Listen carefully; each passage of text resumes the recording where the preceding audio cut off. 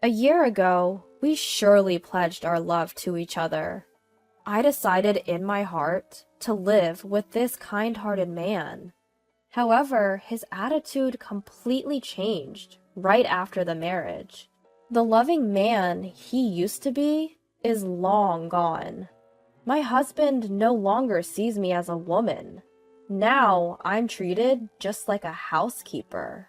All you need to do is listen to me and stay quiet. That's his catchphrase. I wonder how long this life will continue. At that time, I had no way of knowing that a ray of light would shine on me. My name is Michelle Jenkins. I'm 28. I work as a secretary at my father's company while also being a housewife. The company, once managed by my grandfather, was taken over by my father 2 years ago. Being the daughter of a business owner, I've always been kept at a distance. The men who approach me are mostly after money. Of course, I've never really been in love. At one point, I stopped telling people about my family background. That's when I met the man who would become my husband, a man named David. I had asked my friend who introduced us to keep my status as the boss's daughter a secret. David doesn't gamble or smoke at all.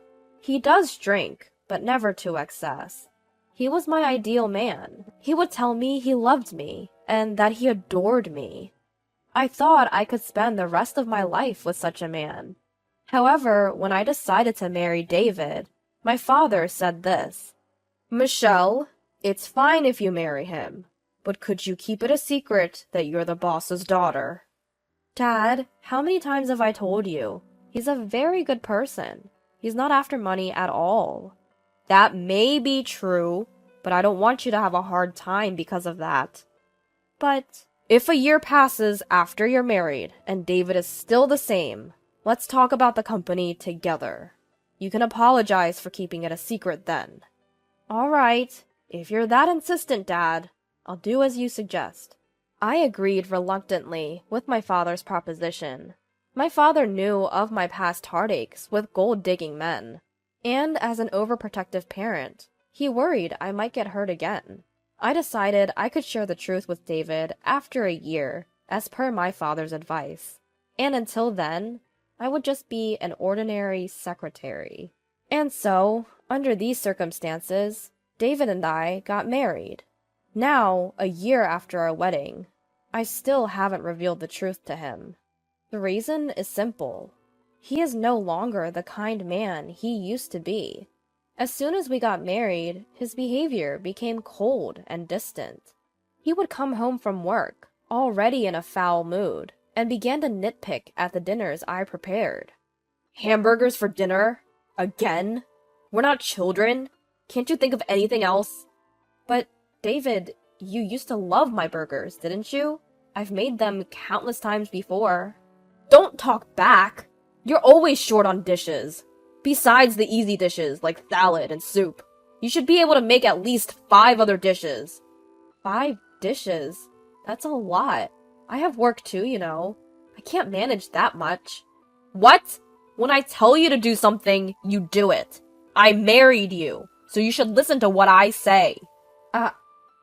I'm sorry. The warmth and kindness he used to show were gone, replaced by a coldness as harsh as ice. At the time, I only thought, he must have had a bad day. But his behavior started to get worse. By the time half a year of our marriage had passed, David had become a full-fledged tyrant. Not just about the cooking. He would complain about everything, from the way I folded the laundry to how I cleaned the house. If I tried to protest, even a bit, he would yell at me with a terrifying look on his face. Just being yelled at would have been bearable, but sometimes he would even throw the meals I made into the trash. A year after our wedding, his tyrannical behavior hasn't changed, and if anything, it's getting worse. Just the other day, I was delayed at work and didn't get home until after 7 p.m. As soon as I said, "I'm home," he started yelling. "You're late! What time do you think it is?" I'm sorry. Work just got a bit out of hand. I'll start on dinner right away. Work got out of hand? A mere secretary like you don't have that much work to warrant staying late. But I really did. I'm handling some accounting tasks too, so there's a lot to process. Don't talk back to me. It's unthinkable for a woman to come home later than her husband. Next time, if you come back later than me, you're quitting your job. That's not fair. From fear of David, I couldn't talk back. Looking back, I wonder if I should have left him sooner. But I was pushing against the worry of my parents when I married. I couldn't reveal the truth. I didn't want to sadden my mom and dad. So I silently bore it, all by myself. Then one day at work, during a break, my father called me into the reception room. I often went in and out of the reception room because I often assisted my father as a secretary. As I entered, my father was already inside. "What's up?" I asked. My father, looking pleased, replied, "It's been a year since you got married to David, right? I think it's about time you told him the truth, as promised." "Oh, yeah, we had that agreement." "Is something wrong? You don't seem happy. Didn't you say that David wasn't after the money?" "Well, yes, but it's just, right now, it's a bit..." Seeing my troubled expression, my father smiled and tried to comfort me, patting my shoulder. "Did you have a fight with David?" "Well, you're both young and newlywed. I guess it's inevitable. My wife and I also had our fair share of arguments back in the day, but look at us now, still happily together. I'm sure you'll be okay, Michelle." "It's not exactly a fight." "Don't worry, everything will be alright. I mean, every couple has their share of arguments, right?" "Well, I suppose you're right." "Anything else bothering you?" "No, nothing really. I'm okay, but I guess I want to wait for things to settle down a bit before I talk to him." "Ha! Well, don't let it get you down too much. A little marital spat is pretty common." It seemed my father thought we were just having a minor argument. To avoid worrying my parents, I hadn't consulted them about my husband up until now. Because of this, my father seemed to believe things were going well between us. "Well, you better make up with David soon." Saying that, my father left the room. Left alone in the room, I was choked with emotions I didn't know how to deal with. I had married David despite my parents' concerns. I absolutely couldn't tell my father about the deteriorating relationship between David and me, but sooner or later, I'd have to talk about it or risk arousing suspicion. To prevent my father from becoming suspicious, I had to maintain my relationship with my husband, somehow. And if possible, I wanted to steer our relationship in a positive direction. That night, I came home on time to talk with David, waiting for him to return. Just as I finished making dinner, he came home. I immediately broached the subject with him. "David, there's something I want to talk about." "Huh? I'm tired, you know." "It's important. Look, we're married, right? I want our relationship to be equal and enjoy our lives together every day." "Equal? Huh? What are you talking about? There's no way you and I are equal." My husband grabbed my hair, yanking it up harshly. "Ouch!" I couldn't help but cry out, but he didn't let go. As if mocking my wincing face, he slowly opened his mouth. "Listen well. I'm the one who did you the favor of marrying you. Be grateful that I deigned to marry a plain and useless woman like you." "Did me the favor? David, didn't you say you loved me?" "Don't make me laugh. I just pretended to like you because you seemed obedient and would be a handy housekeeper." That's not true. You just need to be quiet and listen to me, housekeeper." With these words, he yanked my hair towards his face. From that day on, I gave up hoping. There was no chance of us being equals. And I didn't want to worry my parents, nor could I get a divorce. My appetite dwindled, day by day, and I ended up just living with my roommate, my husband. Then one day, while living such a life, I woke up feeling completely exhausted. My head hurts, and I feel a chill. When I took my temperature, it was a whopping 104 degrees Fahrenheit. I forced my aching body to sit up and called out to my husband. David, I'm sorry, I don't think I can make breakfast today. What? Why not? I've got a fever of 104. I'm in so much pain. Can I just stay in bed for the day? At this, my husband let out a long sigh and yelled, slacking off chores because of a stupid fever. Get to work, you good-for-nothing. But, please forgive me. I'm really sick. Shut up! Stop making excuses. You're just a housemaid. Don't you dare defy your master. Please, just for today, I'm begging you. He clicked his tongue loudly, swung the door open with a bang, and left the room. Next thing I knew, my hands were shaking, and my body was trembling uncontrollably. I finally realized just how close to the edge I was being pushed. If I continue like this, I'll break down, for real. Continuing to live like this, it'll drive me mad, body and soul. I need to do something, but what can I do? I want to think of a way out, but my fever is making my head heavy, and I can't think straight. Maybe it was because I've been on edge for so long, but I fell back asleep. Several hours later, I was awakened by my husband's raging voice.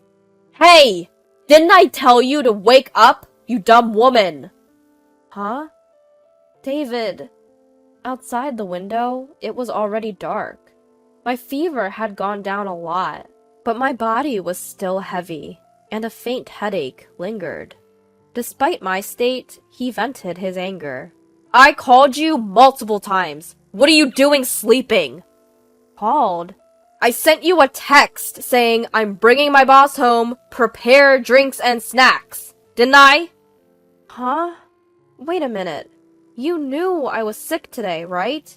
And yet you brought your boss home? I invited him to continue drinking at home. My promotion depends on this. Get up and get things ready, now!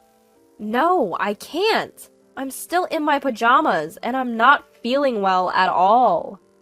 Shut up! Just get out here, now! As he yanked me by the arm and forced me to stand in the kitchen, my husband then hurried back to his boss, who was likely waiting at the entrance. Sorry to keep you waiting. Please, come on in. From the entrance, I could hear my husband speaking cheerily. Are you sure this is okay? This late? I'm sure your wife wouldn't appreciate. That's what I've been saying. I don't have a wife, just a housemaid. A housemaid? Sort of like a maid wife, you could say. But please, don't mind. As he said this, my husband led his boss into the living room. I was in my pajamas, without any makeup, so I bowed my head in embarrassment. Nice to meet you. My husband is always telling me about you. I apologize for my appearance. Ah, I'm the section chief, Mr. Smith. I'm sorry for intruding so suddenly. Please, don't mind me. I'll prepare something right away. As I returned to the kitchen, hiding my face, my husband let out a tirade. Hey! Get a move on and make something! You're absolutely useless! I'm sorry. Just wait a little bit longer. Instead of opening your mouth, move your hands! Despite the section chief taking the time to visit, how much more do you need to embarrass yourself before you're satisfied? Huh? I'm sorry. Sorry about this, Mr. Smith. Our maid is really quite useless. The section chief sat quietly, his face slightly contorted. Even as I prepared and brought over the drinks and snacks, my husband kept making snide remarks like, "You're really useless." When my husband went to the bathroom, Section Chief Smith started to speak. Excuse me. There was no way I could ignore him. Although I was flustered, I responded, "Yes, is there something you need?" You're... you're the daughter of CEO Allen, aren't you? My maiden name was Allen. He was referring to CEO Allen, my father. What? How did you... I had previously visited your father's company regarding a business deal. You served me tea then, didn't you? Wait, you were from that time? I usually attended all interactions with our business partners. Each time I served tea and was introduced as the daughter of Mr. Allen. And Smith, he was one of those people. I was informed that David's workplace had become a client of my father's company, but I had not yet told my father that David was working at Smith's company. While glancing towards the bathroom, Smith continued in a hushed tone. What's up with your husband's behavior? Is he always like this at home? Yes. I can't believe what you've been through. Why haven't you told Mr. Allen? That is... Regardless, we can't let this continue. Leave it to me. Smith, while looking at me straight in the eyes, quickly packed up his things and left. In that moment, I felt as if something that had been restraining me was slowly being untangled. I felt a profound relief, as if I had finally found an ally. On the other hand, when David returned from the bathroom, he was stunned to find that Smith had left. Why didn't you stop him, you good-for-nothing? Despite his shouting, I decided to trust in Smith's words and endure it. Several days later, I was summoned by my father and headed to the company's reception room. Upon entering, I found Smith and a pale-looking David. Why is David here? And Smith, you're here too. I was confused, unable to understand the situation. In the tense atmosphere, my father started speaking with a stern expression. I heard from Smith. You've been treated horribly by David, haven't you? That is... I understand. You're kind-hearted and you wanted to avoid worrying me, didn't you? Dad. Thank you, Smith. Thanks to you, I was able to save my daughter. At my father's words, Smith bowed his head. Immediately afterwards, my father shot a withering glare at the ashen-faced David and coldly stated, David, I can't believe you turned out to be such a scumbag. I shouldn't have let you marry my daughter. Wait! Please! David pleaded, shaking visibly. I had no idea you were the president of our business partner. I didn't know Michelle was a CEO's daughter. Shut up. So if you knew, you would have treated Michelle better? You're truly a lowlife. No, there's no reason for this. Oh, reason?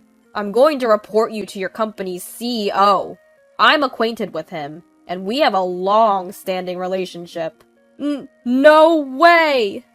David filled his eyes with tears and crumbled to his knees.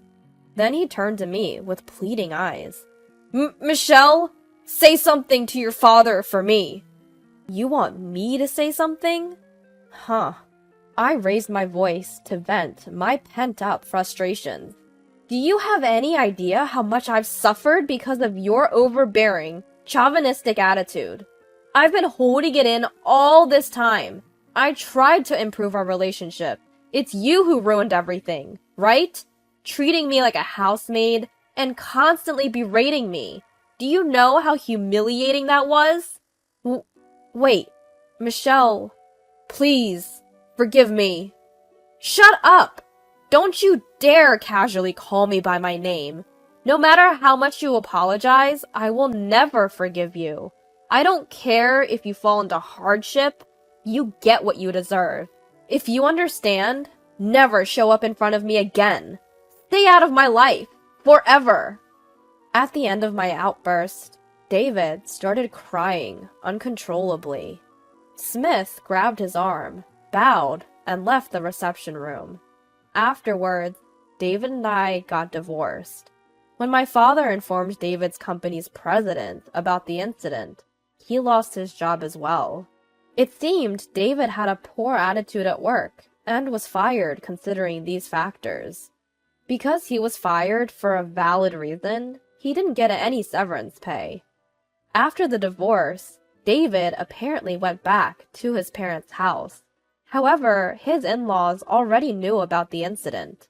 I heard his father gave him a stern scolding and kicked him out of the house. Now, he seems to be working day and night at a factory where he can live in. He probably doesn't have much of a cushion since he has to make alimony payments to me. On the other hand, after the divorce, I moved back to my parents' house. Now, I've completely recovered and am focusing on my job. Since then, I've been meeting Smith regularly and we have a good relationship. I'm not considering remarrying yet, but if I do someday, I want someone like him. When that time comes, I hope to build a happy family.